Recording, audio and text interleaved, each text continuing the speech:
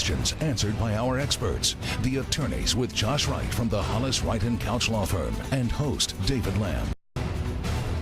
Hello and welcome into the attorneys. Thanks so much for being with us tonight. Our topic of conversation is starting up a business, all the way from formation to dispute. We will break it down. As is always the case, we welcome your questions throughout the program. You'll see ways that you can get in touch with us, get the questions to us, and we'll do our very best to pass those along to our panel of experts led tonight, as is often the case, by Josh Wright of the firm Hollis, Wright & Couch. Good to see you, sir. You too. Hope you had a great week. Indeed, I did. Excited to be here today. We brought on Greg Brockwell with the Lightman Siegel firm here in town, and we're going to be talking about everything from business formation to business litigation and what to do if you own a business and how to protect yourself. It's a good topic.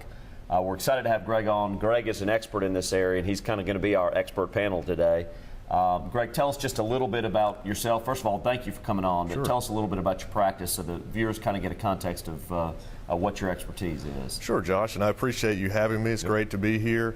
I practice here in Birmingham with a firm called Lightman Siegel, Payne & Campbell. It's been around for 30-plus years in Birmingham, and we are a full-service law firm in the business area where we do represent businesses from the initial idea through formation and through their entire life cycle. And our business lawyers will handle formation issues. I get involved with that some.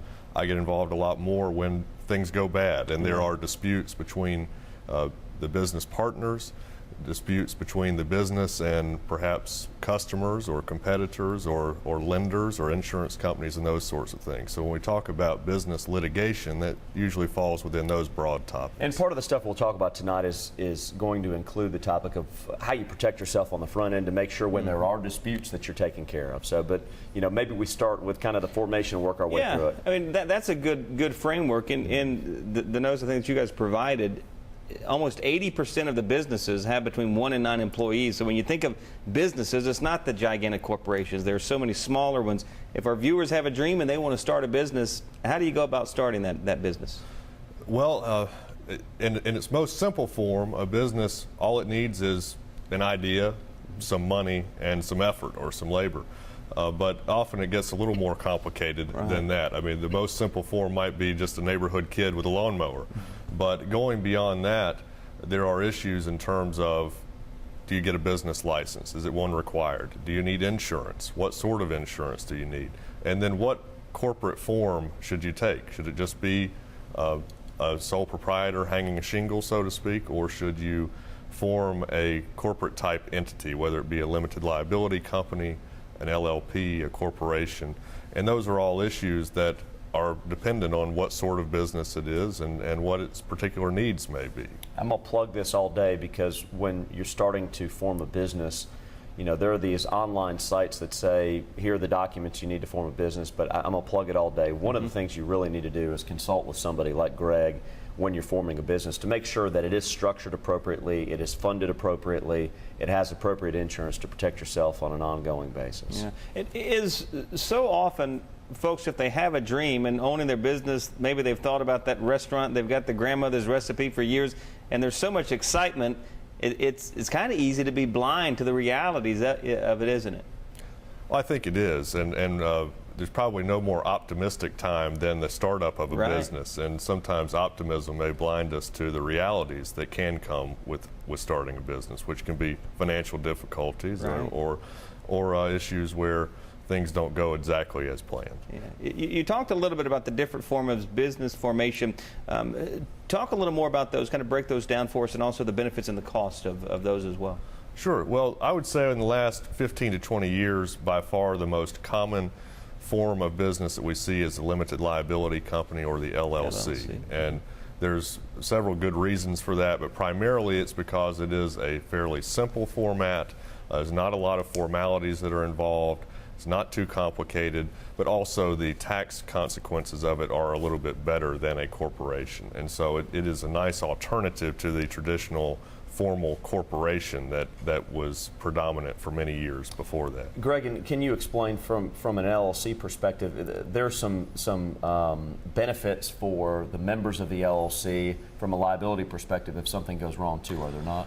That is true, and the very name limited liability suggests why people might want to form such a company instead of just being a partnership or a sole proprietor. In a sole proprietorship or a partnership, the owners are personally liable for the debts, the liabilities, the obligations of the business, whereas with an LLC or a corporation, there is a level of protection there where the business itself may be liable on a claim, whereas the owners of that business are protected and have limited liability. And there are circumstances where the owners can be liable, but they're fairly limited. And so it gives the owner a way to protect their assets and save themselves from potential claims. And David, another good example, it is worth the time and the effort and even the little expense required to go consult with a lawyer, even if it's for an hour, to walk through these issues of what the various structures are and what's best for you in your life and what you're trying to do with your business. How different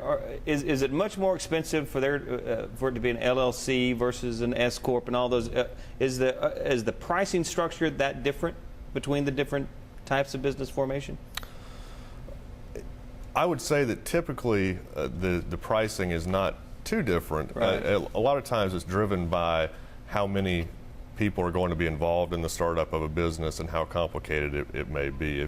If you're starting up a corporation that's going to immediately issue shares to 100 people and is going to need to be preparing itself down the road for a public offering and that sort of thing, it may be much more complicated and expensive. But if it's a matter of forming an LLC or an LLP or a limited partnership or a corporation for three or four people, the costs involved should be about the same. Right.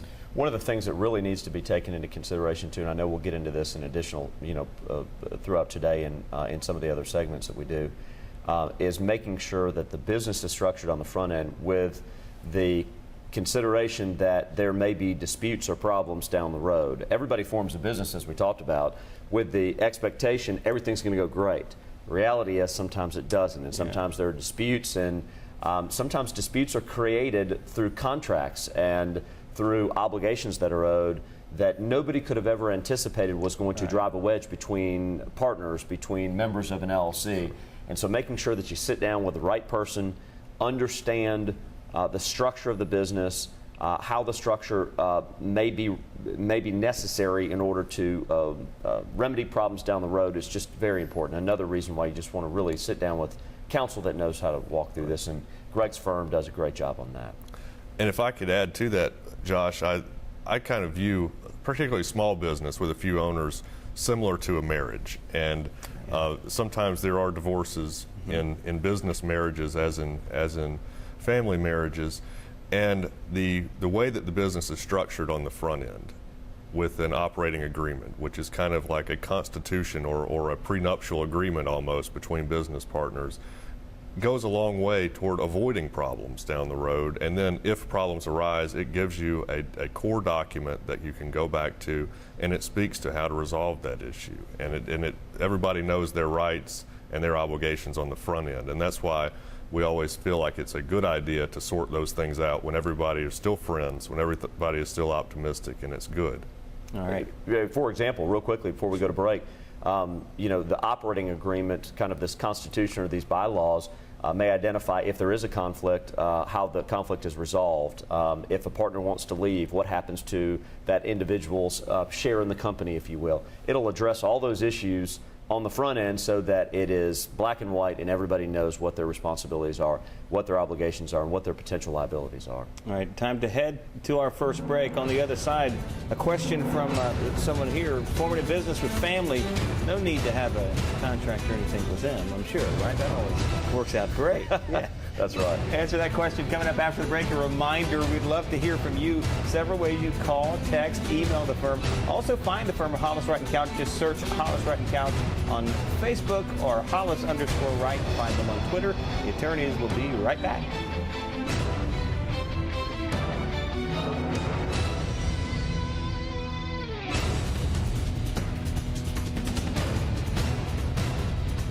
I'm Josh Wright with the law firm of Hollis, Wright & Couch, and thanks for watching The Attorneys on Alabama's 13.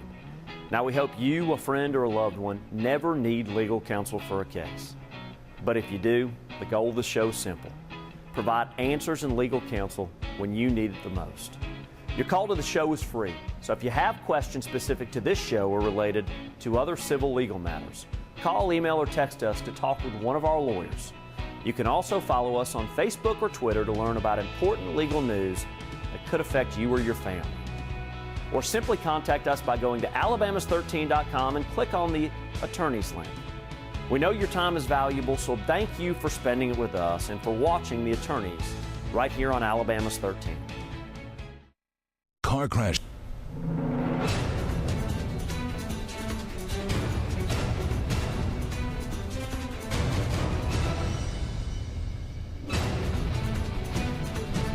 Impressive. Welcome back into The Attorneys, sponsored by the law firm of Hollis, Wright & Couch. As we make our way through the remainder of the program, we'd love to hear from you. Several ways for you to get in contact with us. You can call, text, email. Also find the firm of Hollis, Wright & Couch on Facebook and Twitter. We are here to answer your questions. One such question that we have gotten in is this one. I've been told that I do not need to formally form a business since all the business partners and members are friends or family. How much truth is there to that? I would say there's little to no truth to that, and the reason is this: that unfortunately families are not immune to having problems and disputes, and I would say they're at least equally likely to have a dispute, maybe even more likely to have a dispute than are other forms of businesses. And so in that case, it is particularly important, I think, to have the governing document and operating agreement in place that tells everybody what their roles are.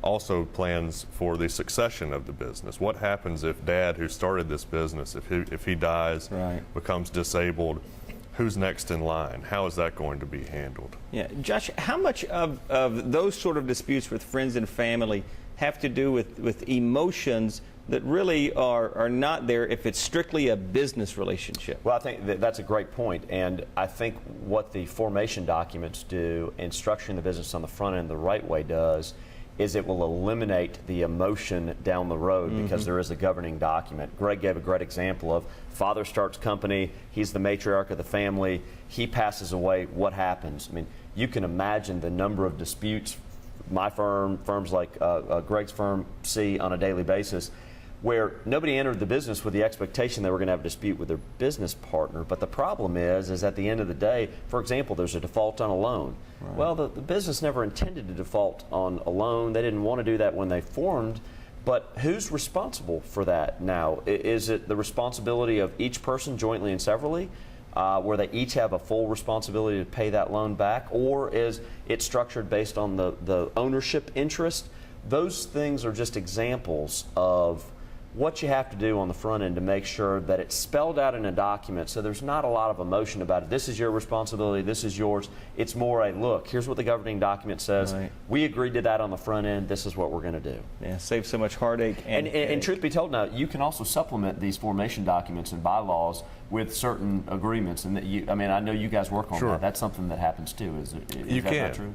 You can have amendments to the document and supplements to the document and can change over time to address situations as they arise. It can be flexible is the whole point. As time goes on and as your business develops and grows, it can be flexible. Mythbusters is a popular show. There are plenty of myths having to do with businesses. Can we run through some of these? Myth number one, nobody will sue me since my business does not make a whole lot of money. You can't get blood from a turnip. My business is not collectible. I'll let you Myth? Well, I would agree that you can't get blood from a turnip, but businesses are not turnips, and they have living, breathing people behind them. Oftentimes they have some level of assets that a person who feels like they have a claim against that business may not hesitate to pursue, and they may find a lawyer that is willing to help them pursue that. And just the fact that it is a small business and it's not a Fortune 500 company will not prevent it from being sued.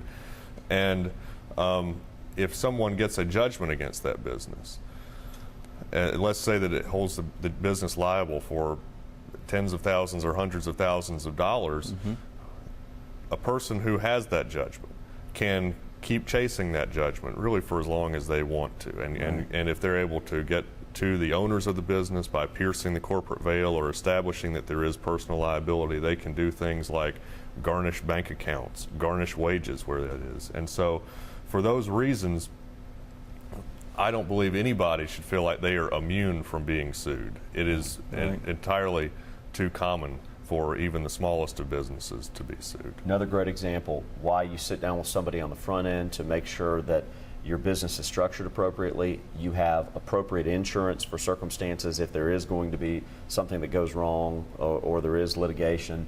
And at the end of the day, you want to make sure that the business partners are aligned and on the same page of what the future holds related to litigation if there's going to be a suit. Another myth, Josh, my business is a corporation. The corporate format protects me from liability, so I don't need insurance. You know what?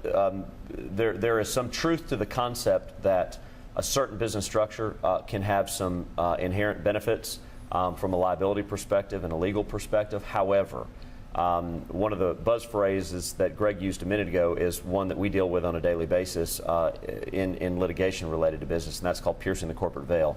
Even under circumstances where you're not a mom and pop sole proprietorship, where you are the business, but you've structured it as a corporation or an LLC, there are still ways that you can, quote, pierce the corporate veil legally and prove that, for example, the business was underfunded, it was not insured appropriately, the owners did not follow appropriate bylaws, they did not follow appropriate guidelines and rules that are necessary in order to maintain an LLC or corporate structure, and as such, the individuals can still be responsible. So I think the ultimate advice is every business should consult with a lawyer and consider getting appropriate insurance to make sure they're protected from a liability perspective and just an errors and omissions perspective if something goes wrong with one of the partners. I mean, you tell me if you agree. I would think that's general advice, though. I agree, and I think it's important for any business as it starts up not only to consult with a lawyer, but also to have a good insurance advisor who can tell them what all products are out there. That Josh mentioned errors and omissions insurance. There are for certain businesses, directors and officers insurance may be appropriate. Every business should have a general liability policy that protects them if they injure the public in some way. And beyond that, there are certain property insurances that should be in place.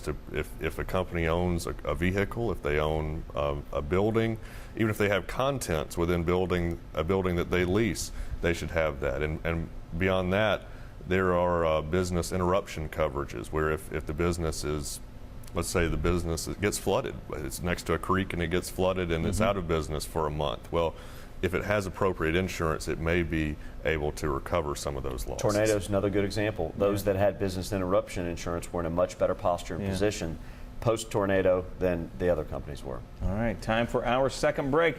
Boy, the time's just zooming along, isn't it? As we head to break, I want to remind you to check in with us. You can call, text, email us. You can also find the firm of Hollis, Wright & Couch on Facebook as well as Twitter. Search the firm Hollis, Wright & Couch on Facebook and Hollis_Wright. The final segment of The Attorneys coming right up.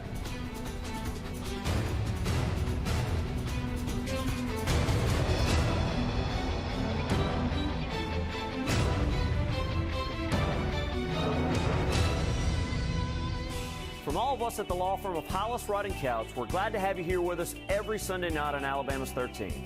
This week we're discussing business litigation. This topic will include the common forms of businesses, why businesses need insurance, and a minority shareholder's rights. For example, the most common form of business ownership is the sole proprietorship. That's where one person owns the business. But if there's more than one individual that's involved in the business ownership, common forms include limited liability companies, partnerships, and corporations. We're talking about those in detail today during the show. With multiple members and shareholders in a business, there are often different concentrations of ownership.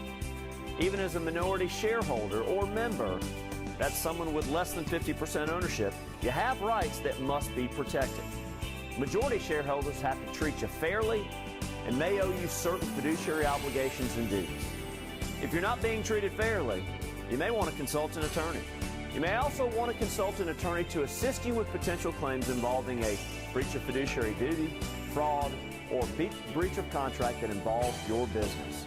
Please remember your call, email, text is always free to the show. All of us at Hollis, Wright & Couch want to help you answer your questions on real issues you face. Remember, a competent lawyer will respond to every question you send in. That's our pledge and promise to you. Thanks for watching The Attorneys, as always, right here on Alabama's 13.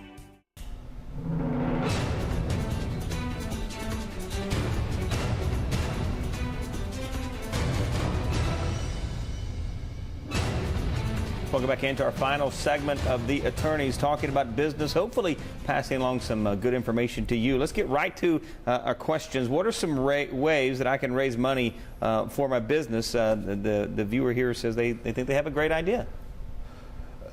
There are a few common ways that a business may be funded at startup. One is that the people founding that business can put their own money into it, make what's called a capital contribution. Another is that they can go to a bank or some other lender and borrow the money, and that's what we would just call debt financing. Mm-hmm.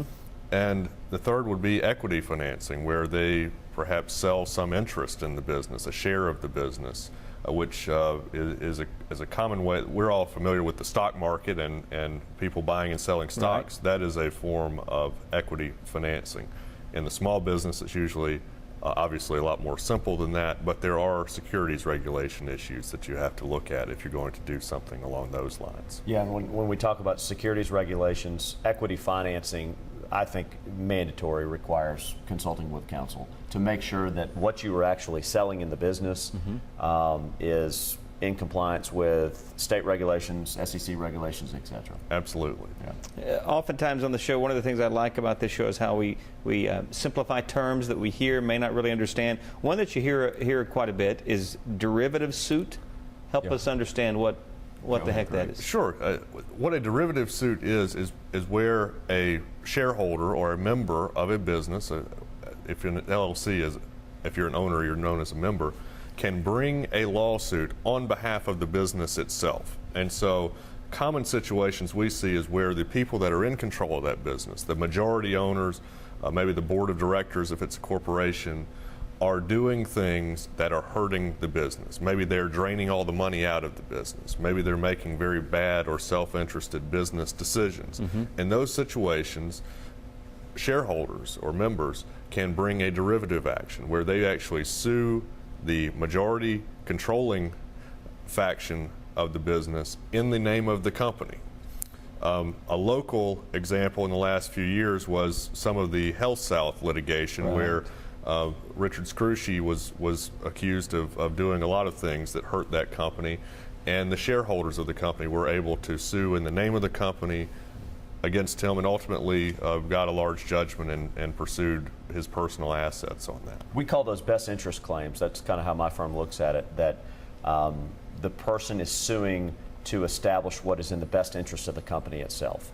Okay. And it's one way to make sure that the ownership and the leadership in the company is doing it the right way. You all have so many years of experience helping folks solve disputes. What are the most common forms of business litigation that you all have seen? Sure. Well, I would say that anywhere that a business has a relationship, there is a potential dispute. And so it's not uncommon to see disputes between business owners, the partners within a business. It's not uncommon to see disputes between a business and its suppliers, between a business and its bank, between a business and its insurance company. You think about all the different areas that a business touches, all the relationships that are there. Most of the time, those are just fine and they're going well. But when they don't, those are all the broad areas that we see that fall within business litigation. And one that has become increasingly more common, I would say, in the last few years with the economy and the financial crisis has been disputes with banks, because banks seem to be behaving a little more differently than they have in the past, and have caused some problems, particularly for smaller businesses here. We see a lot. We've got a section at our firm that's a business on business section, and what that group of lawyers, what they do is they litigate business on business cases where one business is bringing suit against another. What people don't realize is the vast majority of all the suits filed in the country are filed by businesses for one thing or another. Sometimes it may just simply be collection against a consumer, but a lot of these cases that are filed nationally are business on business cases. breach of contract is probably the biggest thing that we see that comes across where one company is claiming that a second company breached a contract. One of the beauties of business-on-business litigation is that oftentimes there's less emotion than a personal injury case, and in addition to that, a lot of times the resolution for a dispute is set up in such a way that it has to be resolved very quickly through arbitration or other means. So it can be helpful. Real quickly, final comment from you, just a minute remaining. Greg? Sure.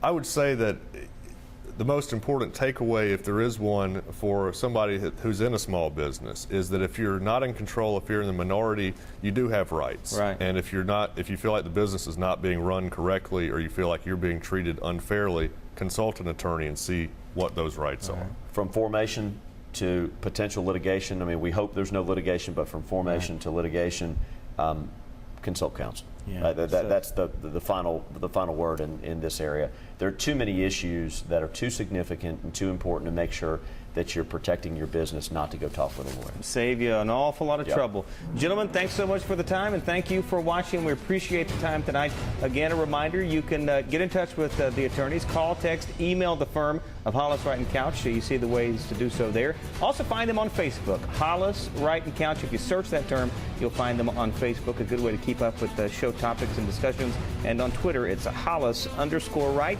We appreciate the time, and we will see you next week. Thanks for watching The Attorneys, sponsored by the law firm of Hollis, Wright & Couch.